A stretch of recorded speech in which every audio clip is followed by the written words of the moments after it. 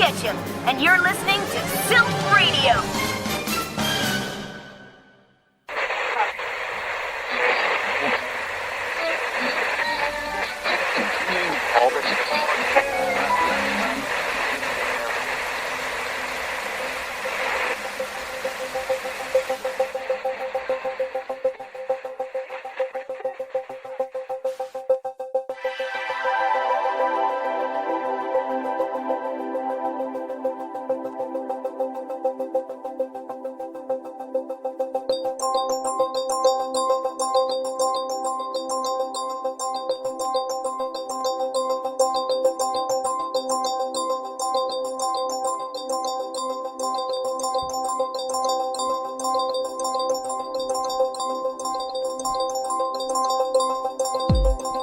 Silph Radio, a Pokemon-centered podcast. Great news, everyone. Pokemon is now Final Fantasy. What started in Diamond and Pearl is now approaching, max capacity. Even better news, I'm having trouble figuring out whether that was sarcastic or sincere use of the great news trope. And even better news, I've got back with me on the show today my good friend Jolly by Nature from Blastburn Radio. How's it going, man? I'm pretty good. How's it going, Nathan? Going fantastic. I'm glad to be doing more Silph Radios again. This is a fan-produced podcast.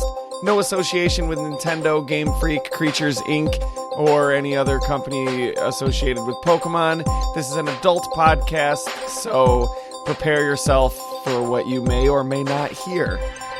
Don't make a splishy splash. That would be a baddie bad. No, please don't. Today, we're going to be talking about something I think we've been building up to that I'm really excited about getting into because my understanding of the new games has been shaky, and in order to do this, I had to thoroughly educate myself with everything I had missed out on. Yeah, and I hope I've done. There is a whole lot to understand once we start opening up Schrodinger's Pokemon box. And it's, you know what the biggest pain is if you haven't played certain games or post-game episodes, if you will, is... So Pokemon's trying to be like Final Fantasy a little bit, and I love that. I think that's awesome. I'm using that loosely, but I just mean, in story structure and general tone. But it's not actually as dense, but it still puts forth the image that it is. So you have to kind of decipher when you're missing out on details and when you're just like, oh no, I was supposed to fill in the gaps with my imagination there. I mean, it has its moments. Like, overall, the storytelling in Pokemon, like, viewed as a whole as a franchise, is very simplistic and childish, but when you isolate certain points of the series, like the Delta episode of Omega Ruby and Alpha Sapphire, the lore there is extremely dense, and it is fucking heavy. I mean, we could probably just jump in right there, because that is sort of the genesis of this whole Pokemon Multiverse theory? Well, I guess, yes, it's a theory. It's not a theory anymore, according to internet usage of the term, which means hypothesis. But I think it's safe to say that if we're using a more correct usage of the word theory, it's no longer hypothesis. It is now a generally accepted, theory. It's a theory in the same way that gravity and evolution are theories. Yeah. Yes, evolution is just as real as gravity. Come at me, bro. I don't even care. Well, I mean, on the internet, theory means hypothesis. Proof means demonstrate. If you can't prove it wrong, it must be right. Yeah. And then in the Pokemon universe, gender means sex, evolution means metamorphosis. Evolution also means evolution, depending on who we're talking about. Yeah. I feel like sometimes Pokemon is almost as bad as Power Rangers for just, picking out words and assigning them meaning that aren't even close to what they actually mean. Oh, this thing is toxic. It sends you to another dimension. What? No.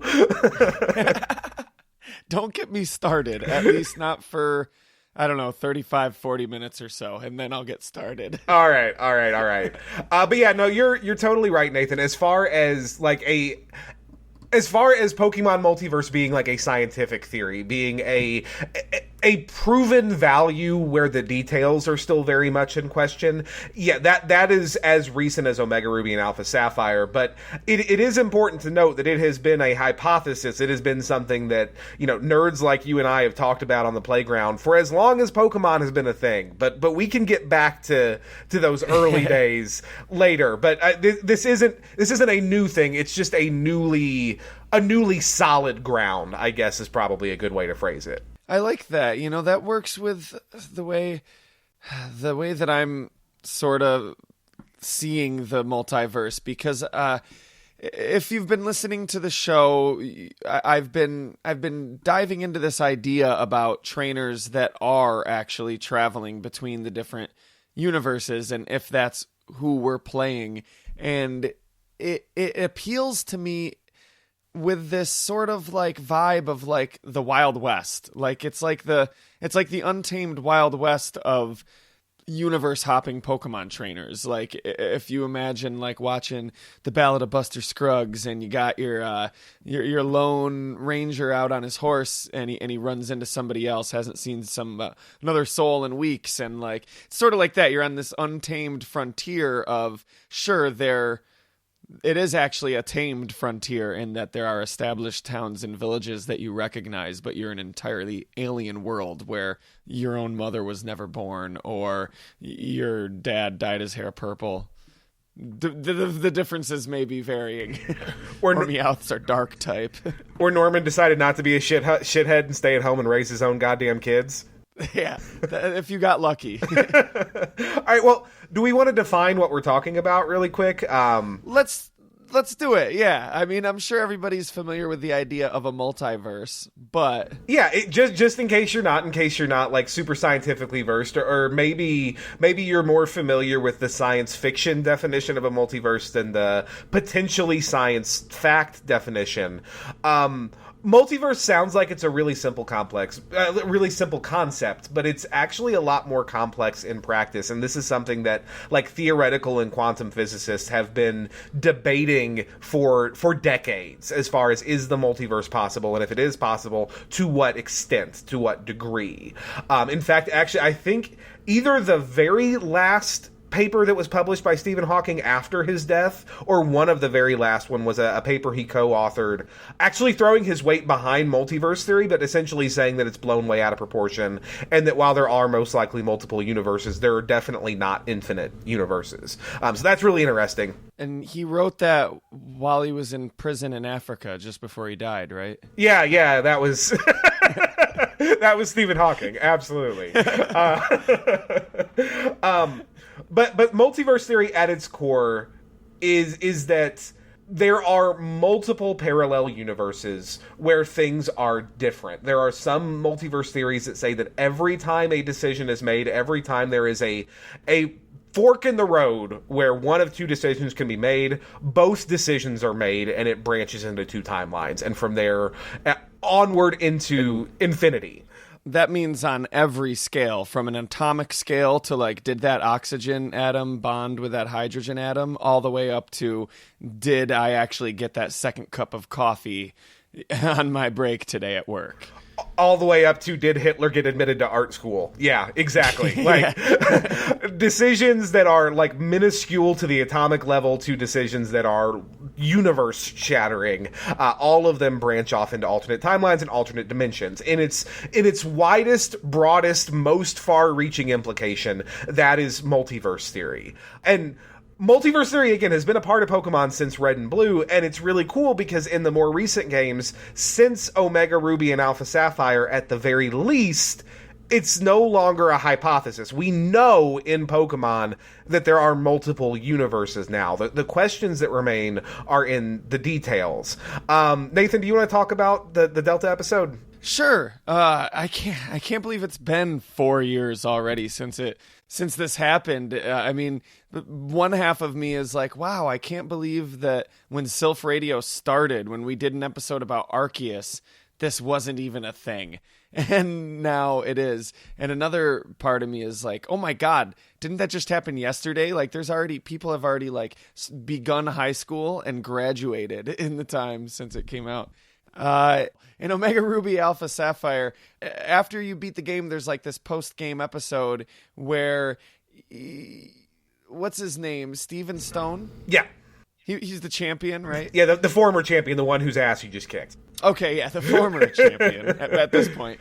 He's trying to combat the possibility of this asteroid, this massive asteroid the size of what may have killed the dinosaurs, like hitting the Earth and completely destroying all life on it. And luckily, technology that works with twisting space-time and space-time isn't necessarily a new thing in the Pokemon universe, and they think they're going to be able to pull off a giant wormhole or warp hole or whatever you want to call it to teleport the asteroid to a different alternate reality so that it doesn't hit our Earth. But this lady named Zinnia shows up, who belongs to this tribe known as the Draconids, who like they what are they? They don't worship dragons, but they're really closely tied to like dragon type Pokemon, correct?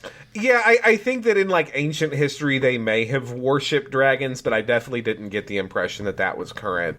Yeah, that's who they are. Yeah, they're not going to throw the word worship in a Nintendo game yet, so it's up to you.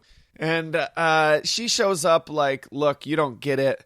There's another world that my people are actually aware of.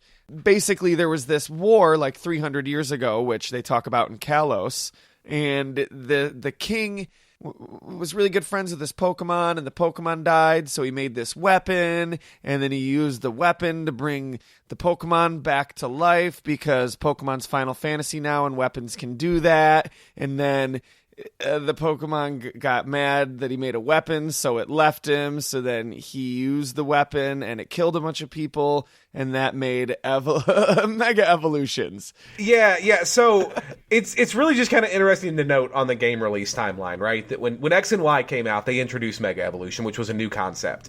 And it wasn't a retcon, because they simply said Mega Evolution is tied strongly to Kalos. We got two explanations for that through various mediums over the course of the generation. One was that Mega Evolution was tied to like the natural radiating energy of Yveltal and Xerneas.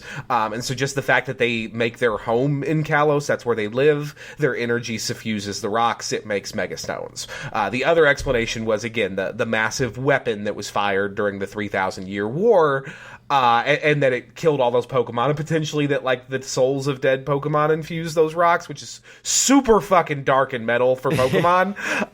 Maybe that's the mixture of folklore and history. Like it irradiated the rocks with some type of energy. Yeah, you know? Well, and it could potentially be both, because in the current timeline, Lysander is using Xerneas or Yveltal to power that construct when he powers it up again. So who's to say they didn't power it the first time? Maybe it was Xerneas or Yveltal's energy that was released in this massive explosion from this weapon. So both could still be simultaneously correct. But that was the explanation we were given, and thus it wasn't a retcon. Well, suddenly it became a huge retcon when Omega Ruby and Alpha Sapphire were released, because, hey, guess what? All of a sudden, there's Mega Evolution in Hoenn, too.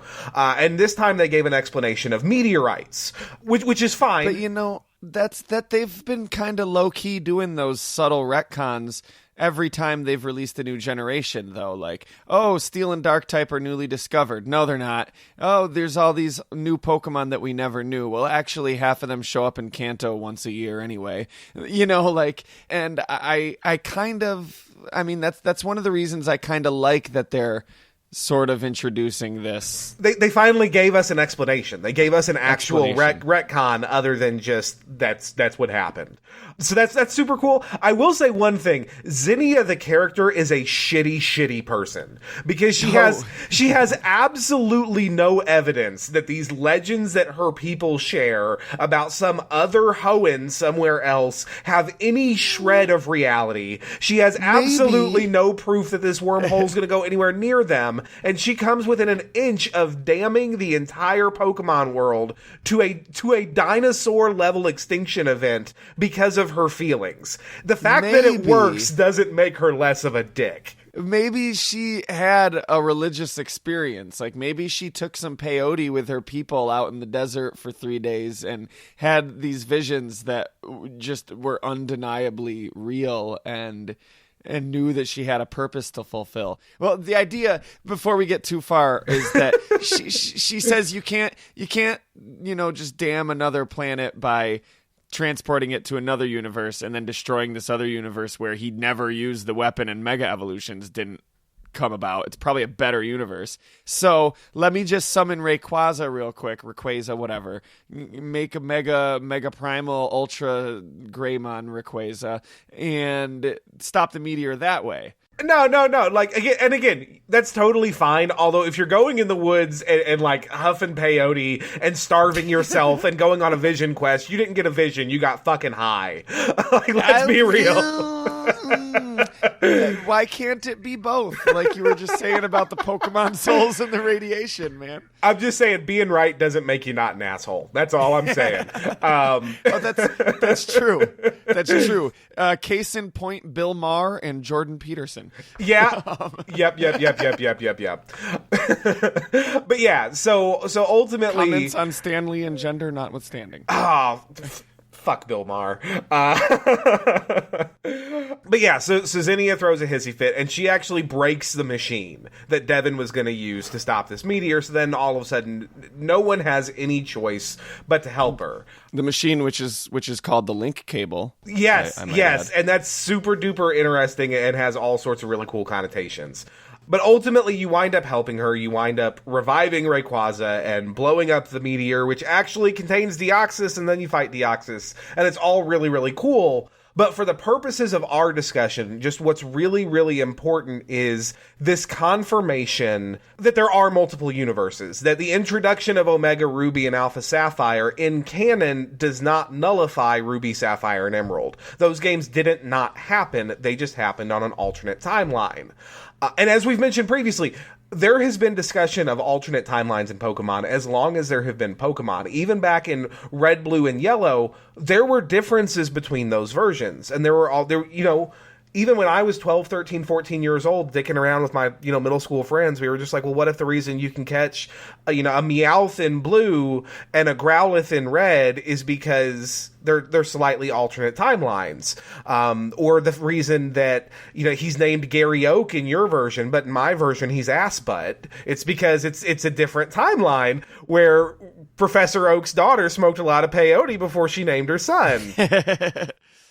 That's insane because, it never occurred to me, until when this happened, my jaw just dropped. I know I'm retreading a little bit of ground that I've already covered several times on the show, but for posterity's sake, like every fan fiction that's been written, every argument that's been had about the nature of how Pokemon works and the world of Pokemon works, every discrepancy between the anime and the manga and the other manga and the other manga and the video game and the other video game is now explained. When me and Justin would come up with our Pokemon characters, and I would say, yeah, my character's from Lavender Town, and he'd be like, well, no, all our characters are from Pallet Town. There's these subtle different, even though I in his universe, my character was from Pallet Town because otherwise the story didn't work. In my universe, my character's from Lavender Town because that's how the story works. And now it makes so much sense. And I love that. It also kind of gives meaning to what we're doing on Silph Radio. We're not just looking at the manga and the video game and the anime and then bullshitting my preference of what I want to be true. We're trying to isolate what the most common themes throughout, the multiverse are, so that you get an idea, of what these worlds are like or might be like. Yeah, no, absolutely. And it's really interesting. And it's funny because almost every generation of Pokemon games has added subtle things to the theory that is the multiverse in Pokemon. Even before we got real solid confirmation in Generation 6.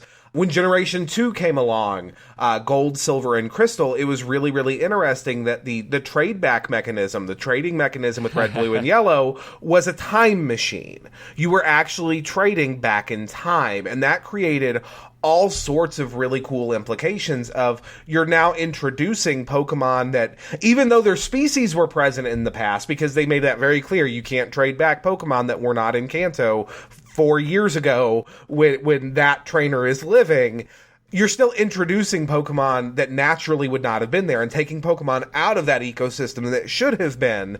And I think one of the cooler fan theories in all of Pokemon is that the reason, we all know mechanically, the reason that Gold, Silver, Crystal cannot trade with the Advanced Era games, with Ruby, Sapphire, and Emerald, is because they changed too many game mechanical systems. They didn't want to break things.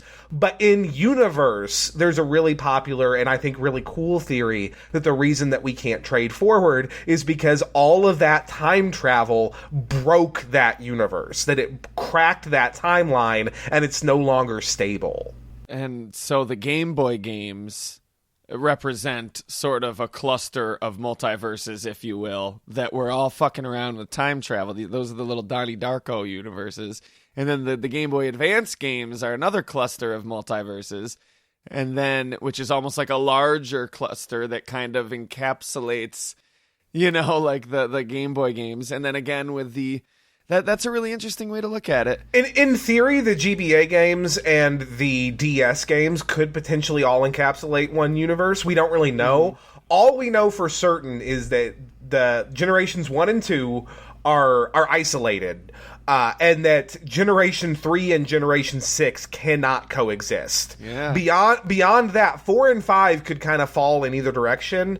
I'm guessing they're going to fall more towards the Advance era, simply because sooner or later, Game Freak is going to remake them. That's great, and that works alongside. I read a theory that I don't dislike, but I don't necessarily subscribe to. But I think a lot of these could work together in tandem.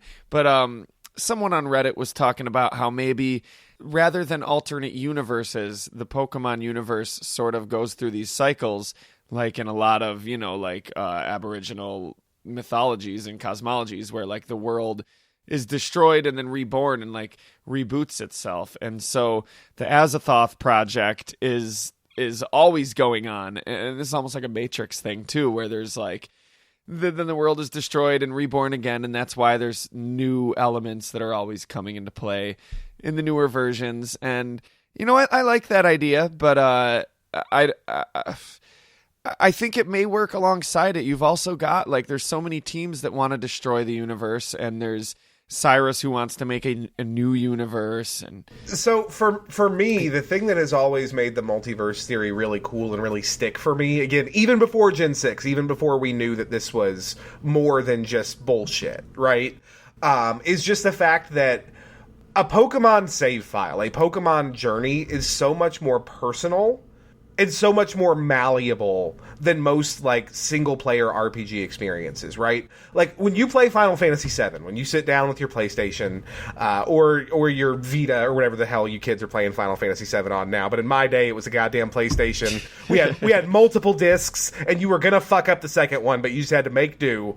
But when you sat down with your PlayStation to play Final Fantasy VII, there were gonna be some things that were different. You may or may not recruit all the optional characters. You may or may not, get Knights of the Round and a gold chocobo and fucking defeat all the weapons and all that. But at the end of the day, your main character was Cloud. He was going to recruit Barrett and Tifa. Aeris was going to die, and you were going to save the world from Sephiroth.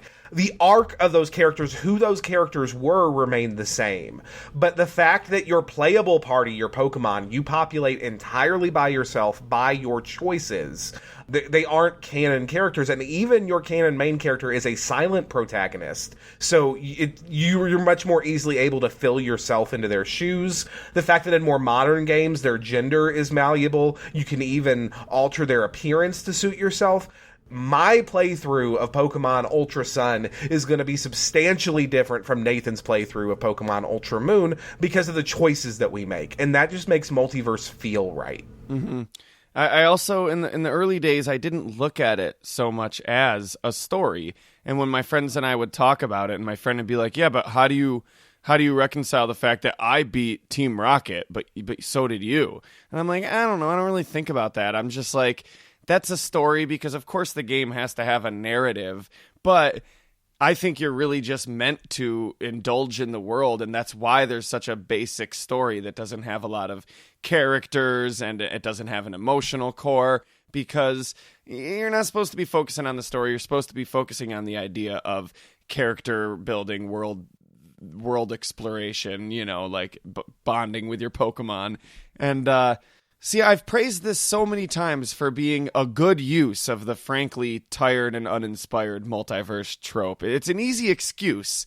That's a lot of the criticism levied at it. Like, I don't like the way a lot of comic book universes, for example, try to pass it off as, oh, well, you know what, this crossover doesn't matter because it's a multiverse. Well, you're just giving yourself an excuse to write a story that doesn't matter, and that bugs me. Do you mean to say that you do not appreciate Spiders-Man? Oh my god, I love Spiders-Man. No, okay, Marvel, it's different. Marvel a lot of times does it right. Oh my god, I love Spiders-Man, and I love Spider-Man.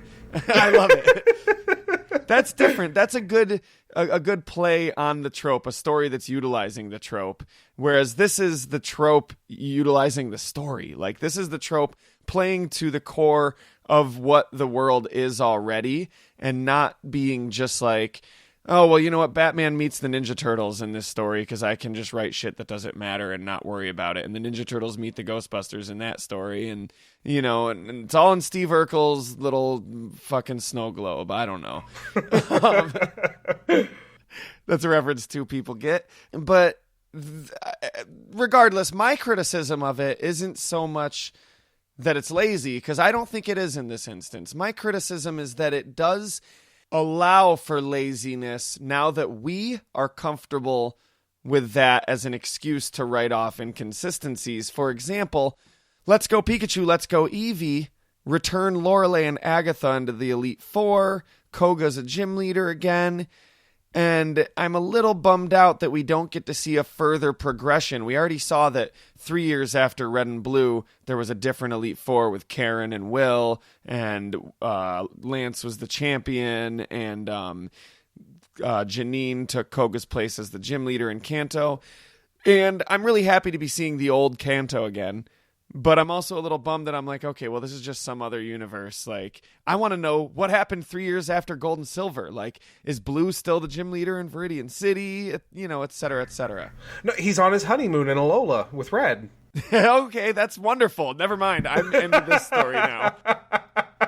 Like I said, every fan fiction is suddenly true. Hashtag Team Purple. Yep. Red/Ash. It's finally a thing. Oh, man. No. Ash is forever alone. Oh. James/James. You're welcome, James. All right.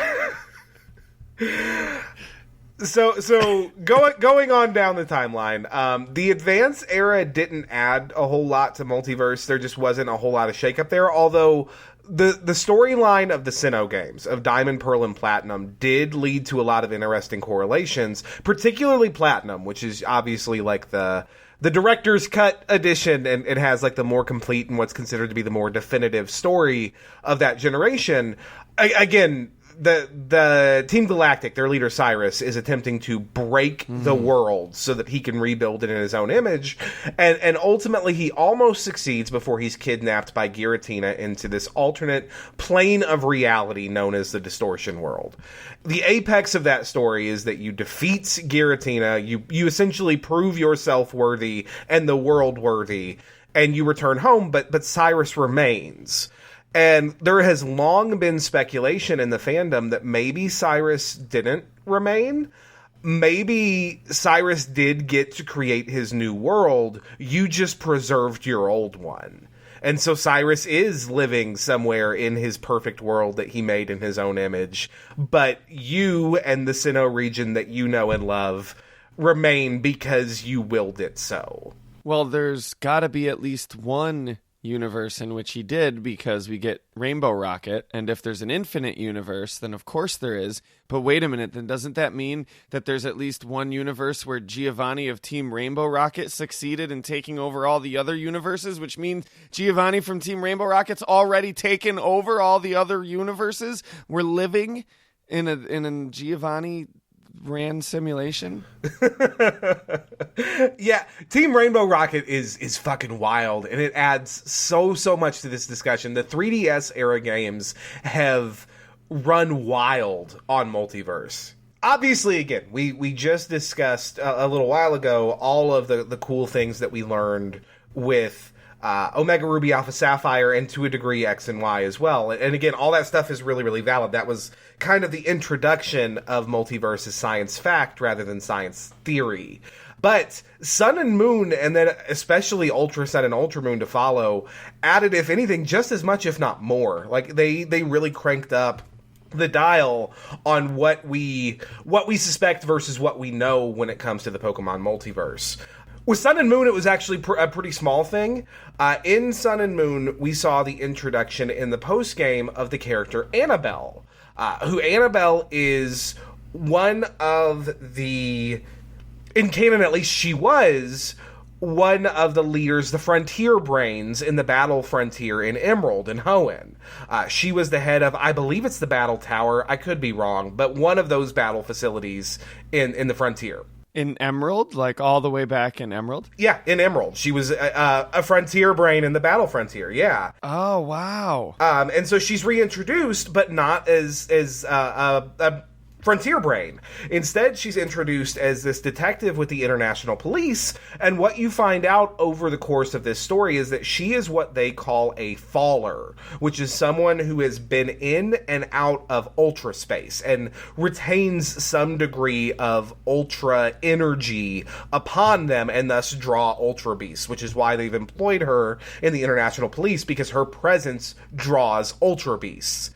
Which is really interesting because she doesn't remember where she came from, and the implication is that she is the Annabelle from another Hoenn, from another universe, and that she fell through ultra space and landed in this timeline. So ultra space may be a series of tunnels or bridges that gaps these parallel universes. Yeah, so the Ultra Beasts are, for lack of a better way to put it, just Pokemon from a different universe or whatever. They're from Ultra Space, some parallel space that it's alternately referred to as, like, first they talk about it and treat it like it's like the space between the different universes in the multiverse, but then they start treating it like it's its own separate universe. But then when you can visit the Ultra Beast homes, it says that you went like 124,000 light years away, and it treats it as light years measure time, not distance. But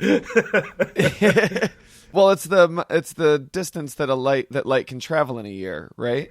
It's the amount of time that it or light years measures. Yeah, it's distance. Is it distance? It's distance. I got it mixed up. I did the bad. You're Never thinking mind. of parsecs. I am thinking of parsecs. I was thinking of the goddamn Kessel Run. God damn it. Yep.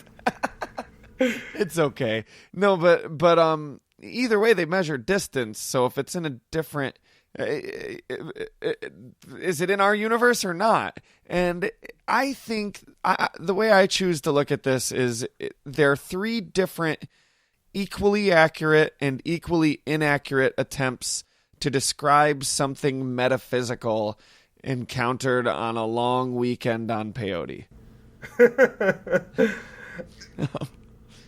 So a metaphysical understanding gained from a long weekend of peyote usage in the desert. I think that what we've seen of Ultra Space between Sun and Moon and then Ultra Sun and Ultra Moon, I think there are actually two distinct phenomenon that are both commonly referred to as Ultra Space, but are actually different things.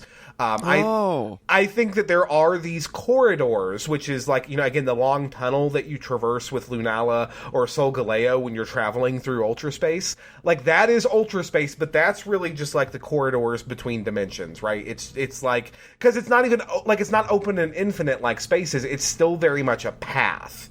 And so that is one of the two distinct things that are referred to as Ultra Space. But there are also these pocket dimensions, which don't seem to be as large or as full as like a true dimension, a true timeline, but are still like stable spaces. And there's actually one really cool theory that these pocket dimensions of ultra space, which are like where Ultra Megalopolis exists, or where the Ultra Beasts come from when you do visit their little home dimensions, are like the ruined corners that are left when a timeline breaks. So like we talked earlier about how it's possible that the Game Boy and Game Boy Color era timelines were corrupted due to time travel.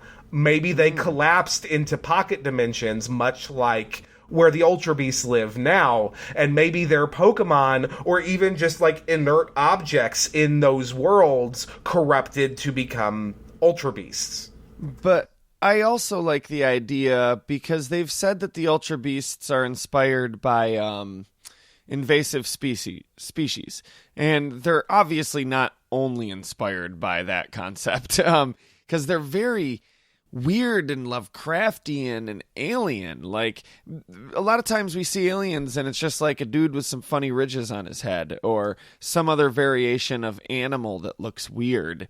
And I like this idea that, like, no, these things are alien. Like, they are alien beings. They are not familiar the way that they look or work or feel. It seems unnatural because they are unnatural to our world. And all their Pokedex entries say they pose a great danger here, but they're actually just a really common, normal, everyday organism where they come from. So I also like the idea that, like, no, that's just like a normal Pokemon. That's just like a Rattata. Like, that little poison motherfucker is a beginner Pokemon in Megalopolis. And it's just the fact that they're here where they don't belong. And chaos theory comes into play, and they pose a danger. Something, sexy Jeff Goldblum, life finds a way. Yes. Yes. No, I totally agree. They're really, really alien in their design, and that is really, really dope. Like, I really dig what they did with all of the Ultra Beasts, even the ones that make my life really hard. I'm looking at you, Celesteela. I have a fan theory of sorts that, like, what happened was Game Freak was like, God damn it, we hired all these white people and they keep designing Digimon.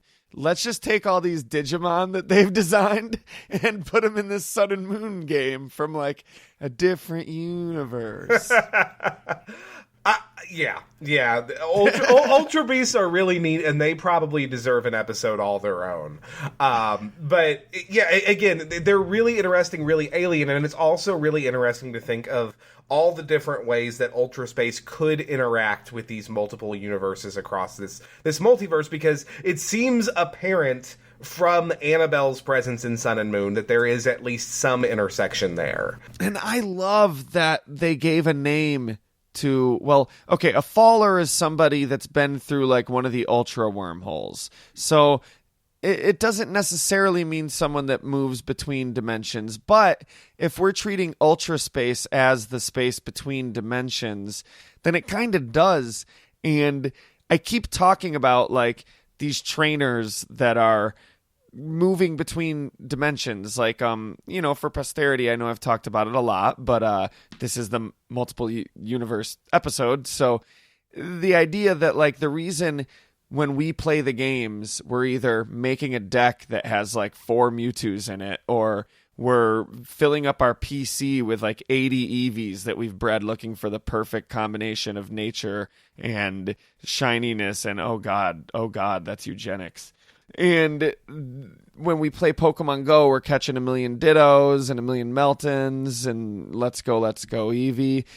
That maybe we're playing these technologically irresponsible, really powerful, universe-hopping characters that are almost like planeswalkers. When I don't know if you've ever played Magic, but when Magic first came out, before planeswalkers were cards, the idea was that whoever you are playing this card game, you're a wizard that goes between different universes and can just summon the things that they find in different universes and collect these different spells and summon creatures and go to battle with other wizards. And sorry, I'm being really long-winded right now, but, like, with this idea of the Wild West, of the untamed frontier of multiple universes, and some of these trainers going around with their fire type fucking what do you call it, Delta species Mewtwo and their 80 Dittos and their PC boxes full and their perfectly bred Eevees are fallers. Sorry, the long way to get around to just saying, like, I have a word to call them now, and I think fallers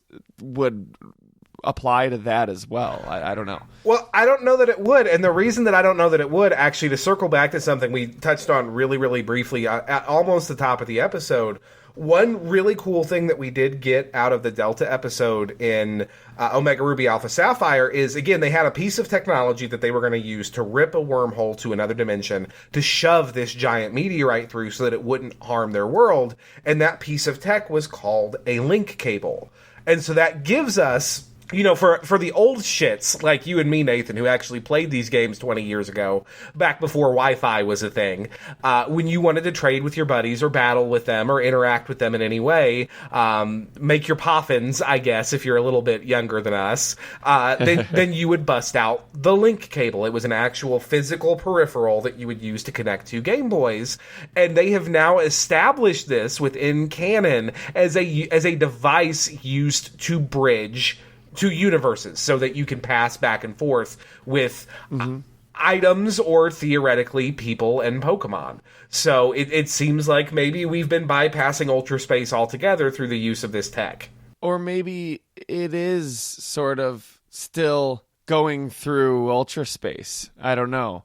Like, I'm not arguing with you necessarily. Yeah, no, we don't know. This is all speculation.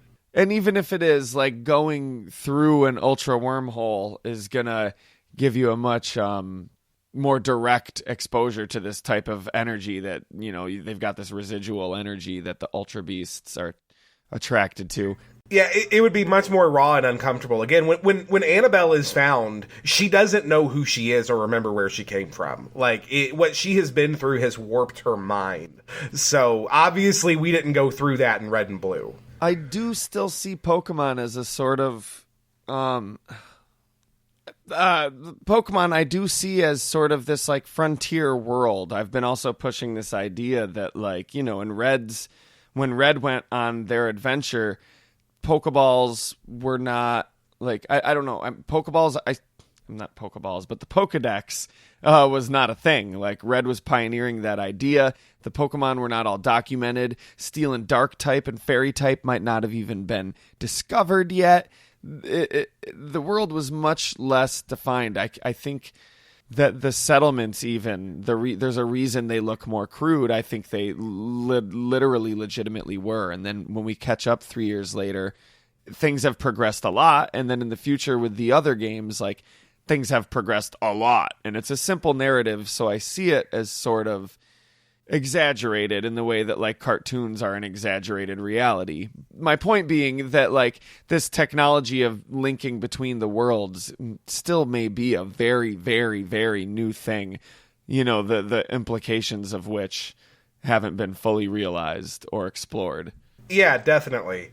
It's all really, really interesting. And I think that probably to date, the single biggest and coolest piece of information that we've gotten regarding multiverse and Pokemon, with the possible exception of the Delta episode, I think that they're definitely 1 and 2, and I don't know which one I would necessarily put on top. It probably changes from day to day.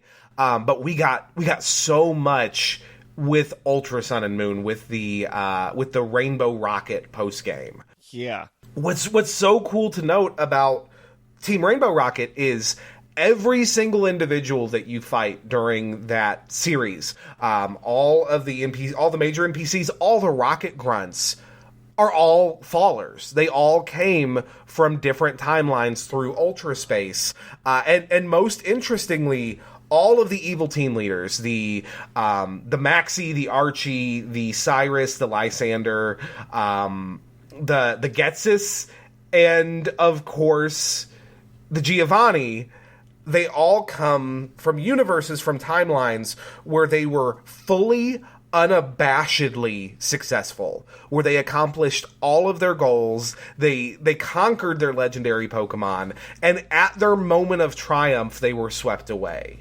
I am curious, like we brought up in the Team Aqua episode, how Archie had summoned Kyogre, and then Kyogre washed him away in a big tidal wave, but then when you battle him, he's got Kyogre, so it's like, How did he catch Kyogre? Yeah.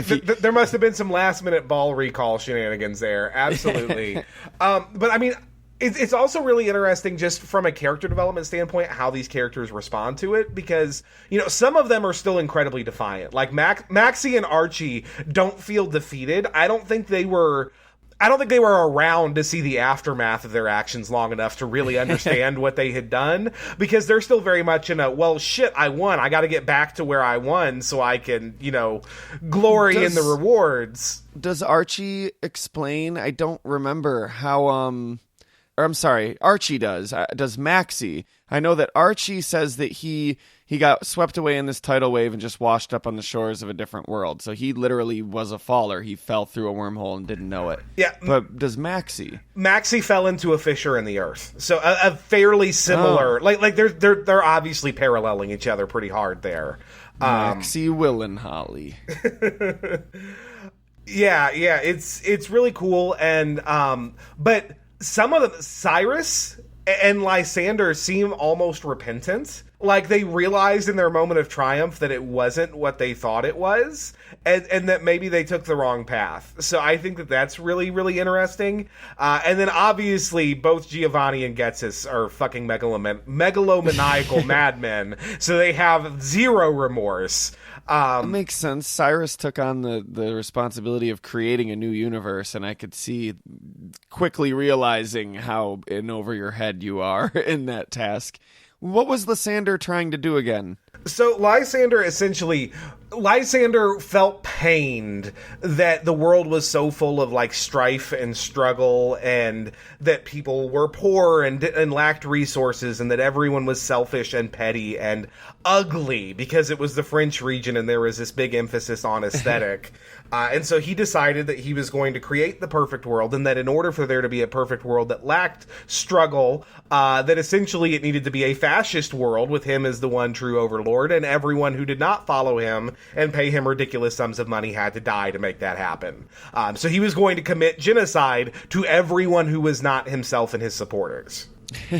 What happened to the whole, wasn't there like Team Flare and Team Flare? Were they both Lysander? Am I misremembering something? Yeah, there was only one team in X and Y. It was just Team Flare. It was just Lysander. Well, like, what was the... I thought I remembered there being something with, like, Team Flare as in fire, and then Team Flare with an I as in, like, fashion. No? Nope, just one Team Flare. What the hell? Was that a fever dream? It might have been. Mandela! But the really, really interesting thing with Team Rainbow Rocket, I mean, obviously, from a character development perspective, it's all super interesting. But from a multiverse perspective, we went from having, 2 to 4 confirmed multiverses, and we could extrapolate that there's probably more, but we don't really know, to now suddenly we know that there's at least a dozen. Because we have 6 NPCs who all have distinct universes with distinct outcomes that could not have happened in the same place. So they all clearly came from different places. Again, when you extrapolate upon that, that means that there are almost certainly hundreds, if not thousands, if not millions, if not ad infinity universes. Yeah. Because if there are... Yeah, if there are this many, there are almost certainly many, many, many, many more. And while we thought that, we didn't know that until Ultra Sun and Ultra Moon. I totally buy that everyone who has a copy of the game has generated a universe in this massive multiverse. And the paradox happens when 2 different people who have the same exact trainer ID and secret ID from 2 different universes meet face to face. That's what destroys all the universes. Yeah, and I do think that it's really interesting that not so much in the newer games with like character customization, but in the older games, when you would link up with someone, they didn't see you as Brendan or May. They didn't see you as Gold or Crystal. They saw you as a rich boy or an ace trainer or a roughneck. And I wonder if that wasn't like a protective feature of the link cable, where in order to not break time, it was disguising you so that you wouldn't, like, again, break the space-time paradox. Or what if, so like back when me and Brianna did the Pokemon Center episode, we talked about the idea, because we weren't thinking about multiverse. We were thinking about when you go in there to battle your friends. I was like, well, I might be in Vermilion City and you're in Cianwood City. So how do we... And we were like, maybe they've got these little, like podiums with holographic projectors so that, like our Pokemon actually do get teleported there, but then we're there at the console and there's this central room. And we were theorizing all these ideas. Maybe since it is actually linking two different universes, you're not completely physically traveling to the universe, but you're represented through an avatar of sorts. Or even you don't go all the way through, but like you meet in a pocket dimension in the middle, maybe. Yeah. And your body maybe is still physically here, but you're, I don't know, astrally projected into this avatar of sorts. I don't know. We're getting way out there, but I mean, like, you got to work with it somehow. I find it interesting when you were talking about like the time capsule. I was thinking about this idea of, that was just something I ignored back in the day because I was like, no, I'm sorry. Time travel doesn't exist. You can't just send things back, trade with someone in the past. That's fucking stupid. And sometimes people would argue with me and they'd be like, no, it's in the game. It says it right there. I'm like, yeah, I know, but I have to ignore it or it breaks my perception of this world. And we need a term for that. So I actually just came up with one. It's not non-canon. It's uncanon. Sort of like the undead. Uncanon means something that is explicitly canon and isn't necessarily contradicted, but you personally have to choose to ignore it, or else you just can't enjoy that piece of fiction. You're pulling a Mythbusters. You're rejecting your reality and substituting your own. Yes, exactly. It's uncanon. 1 star. Unsubscribe. Yeah, I don't know. I've always had a soft spot in my heart for this particular fan theory, and I love the fact that it has gained so much legitimacy over the last half a decade or so. I do share your concern, Nathan. I genuinely worry that since this has become a thing and since it's become widely accepted in the fandom, that Game Freak is just going to use it as like a blank check to be like, do whatever the fuck we want, whatever, multiverse. But they were going to do that anyway. Like, yeah. Let's be real. They're Nintendo games. So at least we have a excuse. Well, and that's one thing I have to say, like, obviously that's just the truth of game design in general. For a very, very long time, I played a lot of Blizzard games, of games made by Blizzard Entertainment. I don't so much nowadays, but I did for a very long time. They were a big part of my life.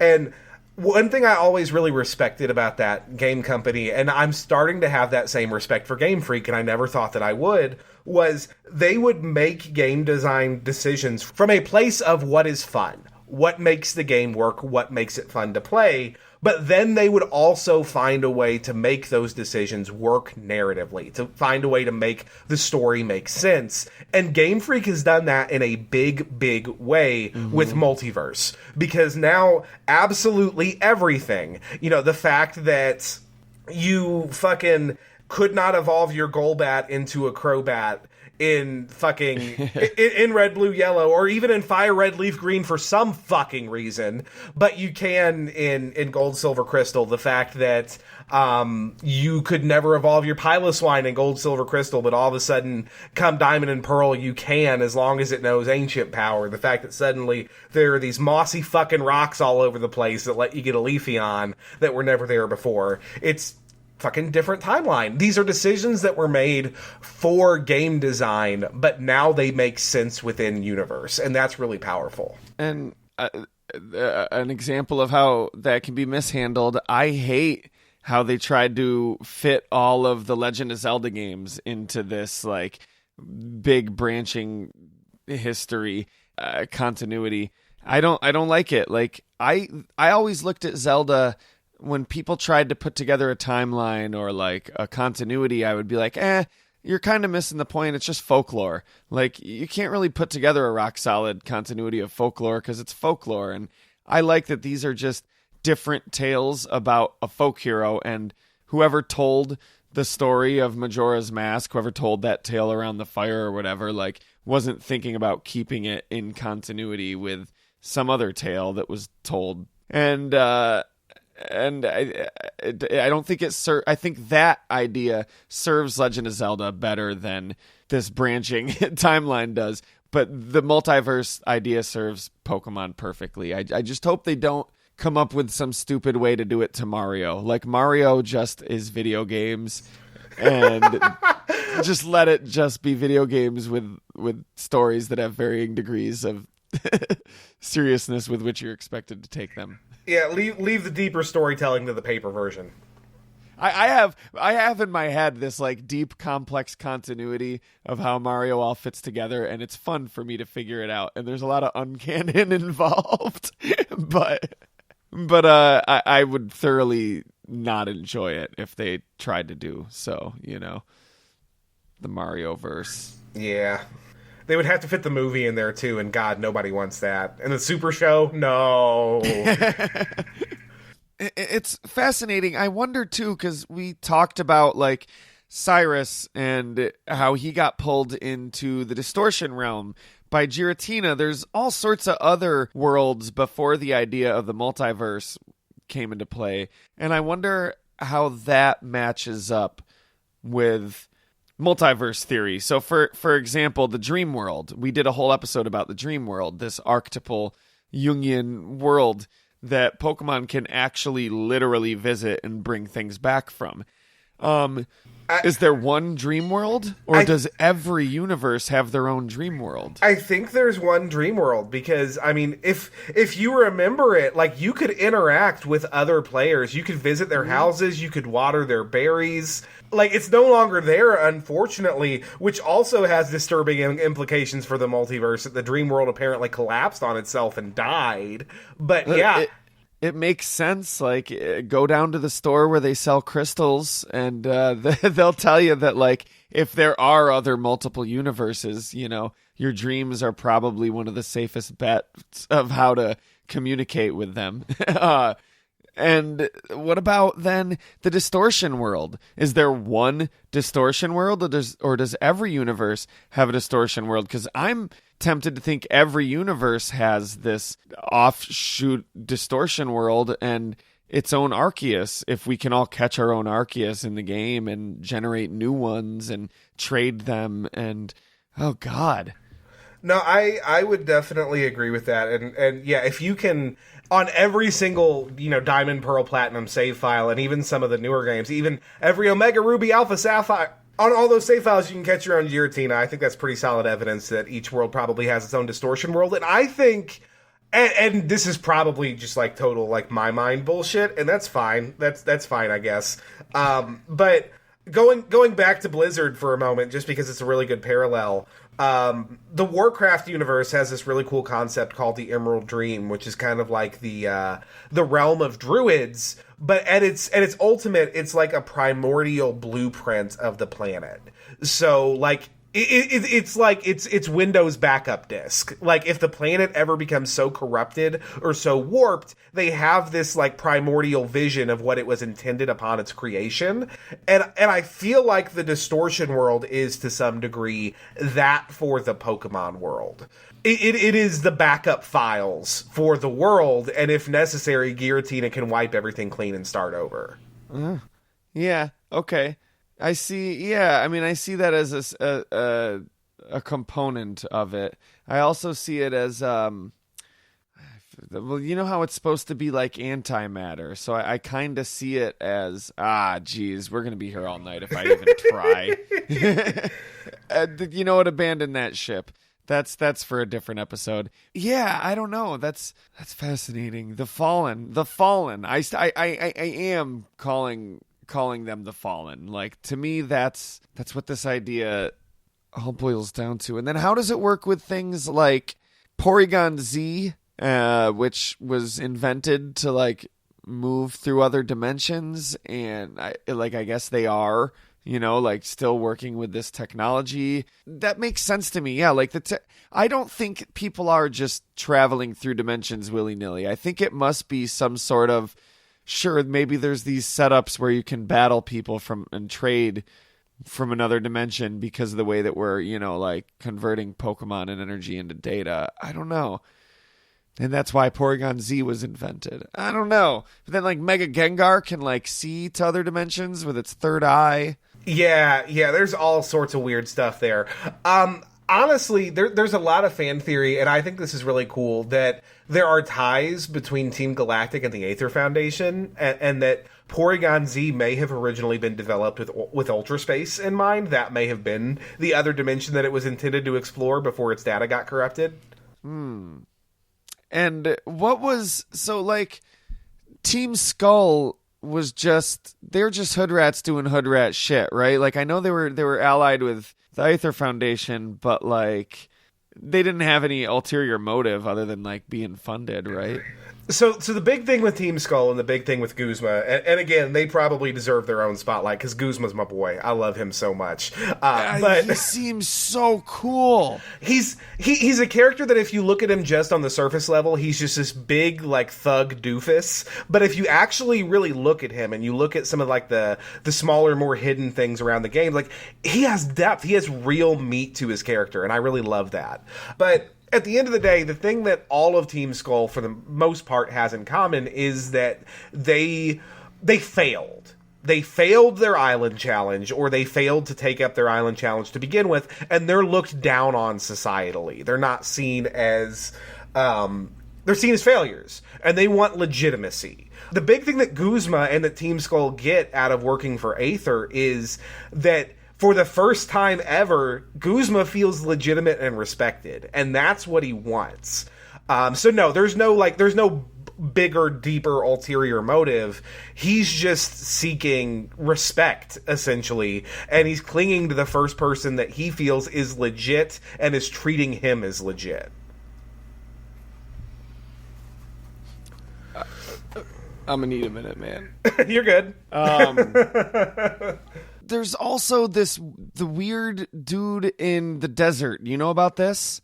The weird old guy in the middle of is it the Heya Heya desert? The guy who asks for Soul Rock or Lunatone? Yeah, and then you show him, he's like, I don't remember shit, but he's being all poetic and like and weird. And then you show him one and he's like, whoa, I'm gonna go back to space now, and like spins off to space in the air, and you're like, what? Yeah, it's entirely possible that he's a faller, especially because, I mean, he's asking to see Pokemon that are non-native. Yeah. Either he's a weird dude from another region, or maybe he legitimately fell and he doesn't remember much, but maybe he's also originally of Hoenn and knows these Pokemon. Well, he says he's going back home. He can finally remember how to get back home, and then he spins off into the air, right? So, like, and he says he's going back to space.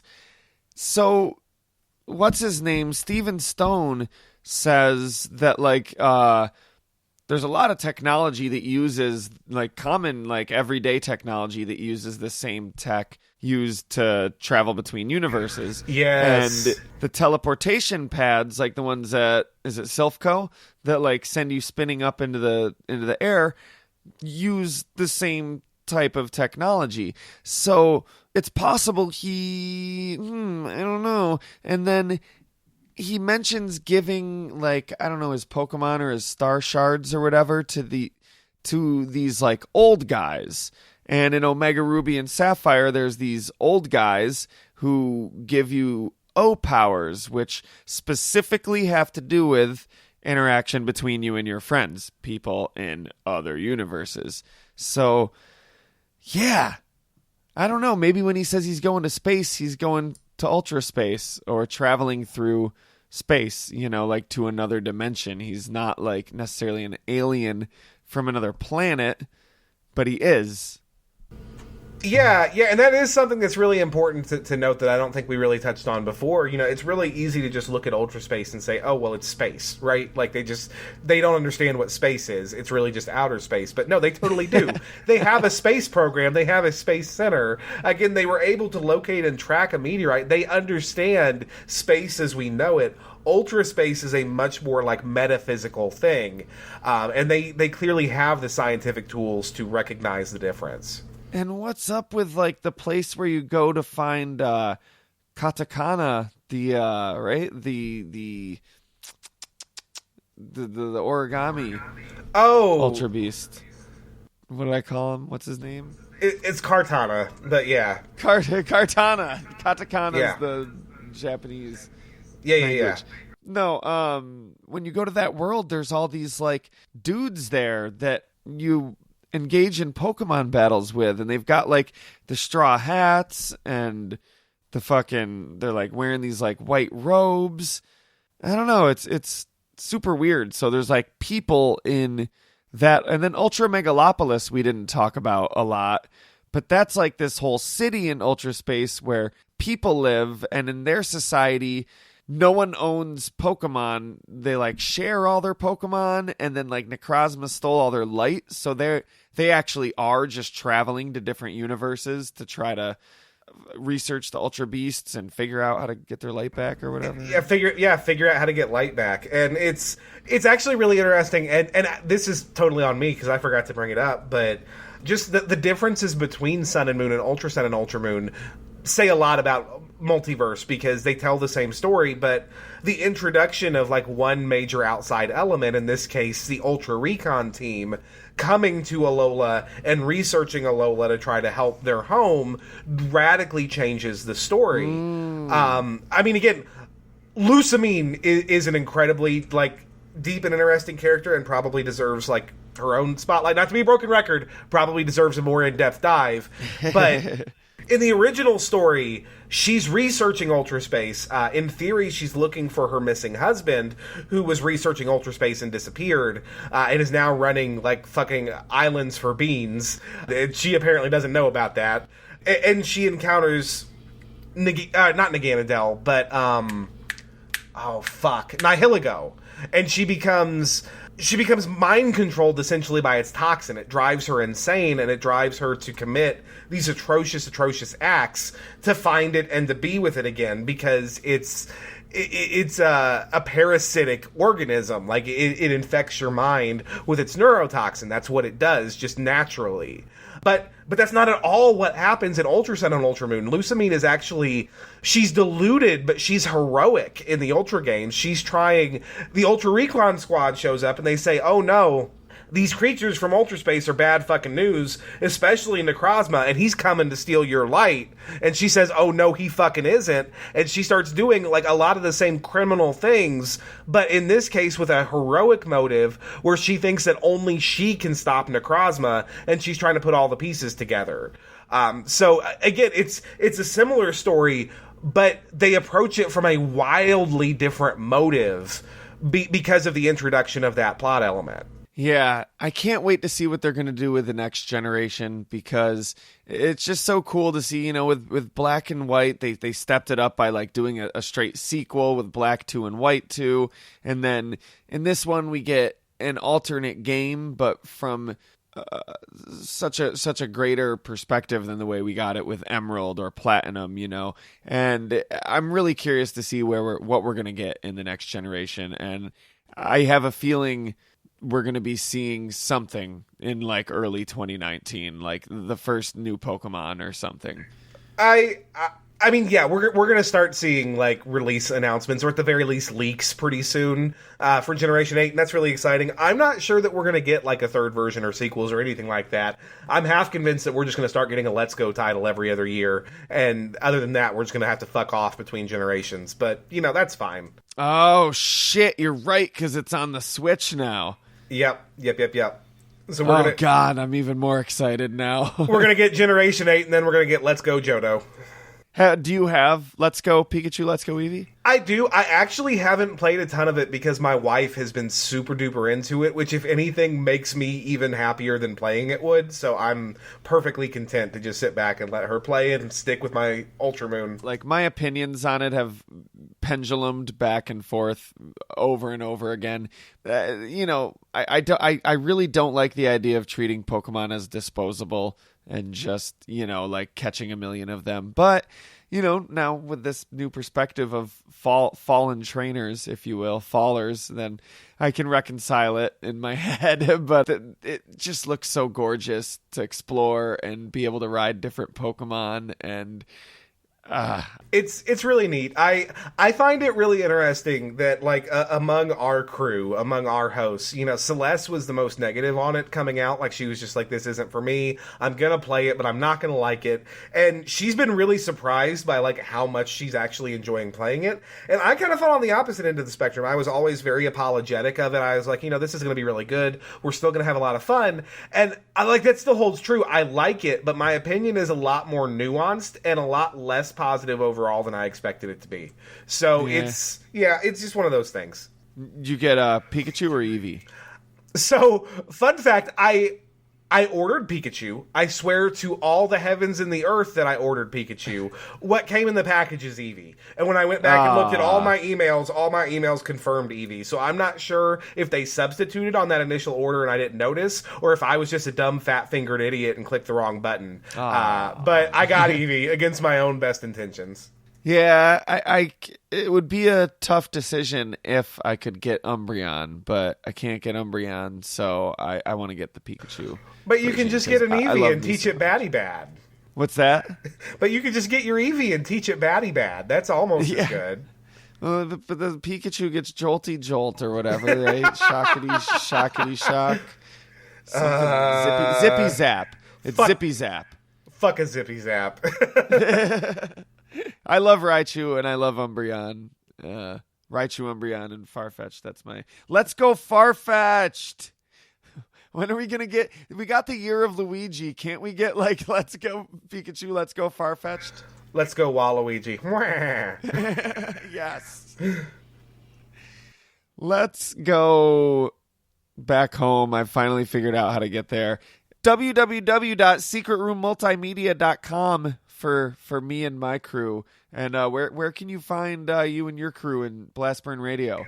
Yeah, absolutely. So you can find Blastburn Radio Podcast on iTunes, Stitcher, Google Play, Spotify, just about everywhere on the internet that you can find podcasts. And now's a really good time to check it out. We actually just started releasing Blastburn Radio Adventures, which is our actual play role-playing show. And it's been a whole lot of fun so far. The community reception to that has been absolutely phenomenal. So if you love roleplay or if you love shows like The Adventure Zone or Pokemon World Tour United, maybe check us out. If you like what we do and you want to support the show and maybe make things like that come out a little bit more frequently, you can actually visit us now at patreon.com/challengeacceptedmedia, and for a couple of bucks a month you can get some exclusive content and you can help support the show. We really appreciate that. Dude, that's awesome. I apologize. I've been so far behind on everything, like all my favorite podcasts, and I had no idea that was out already. The adventure, what's it called? It's Blastburn Radio Adventures? Yeah, Blastburn Radio Adventures. It'll be getting its own RSS feed, so if you just like that and not our normal show, hey, I dig it. It's not for everybody. Eventually we'll have an RSS feed just for you, but for now it's all together in the main feed.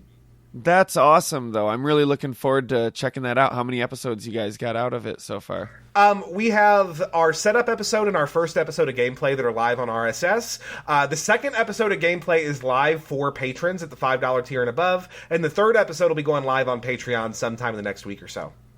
Nice. But how long are they? About an hour. The first episode of gameplay went about an hour and a half, and that about killed me, so I think we're going to try to keep it closer to about an hour. Cool. That's awesome. I'm really excited to check that out. Like, that Pokemon roleplay is just, like, that's the greatest idea that anyone's ever had. Yeah. It's been a whole lot of fun. Like, we're having a lot of fun making it. This has been a lot of fun too, man. I look forward to having you back on again soon. I've got some ideas for some stuff we could possibly talk about, and apparently you do too. So let's set one of those up. Yeah, anytime. It's always a pleasure, Nathan. Yeah, right back at you. From the Secret Room, I'm Nathan K. And I am Jolly by nature. Awesome. Thanks, man. Yeah, anytime.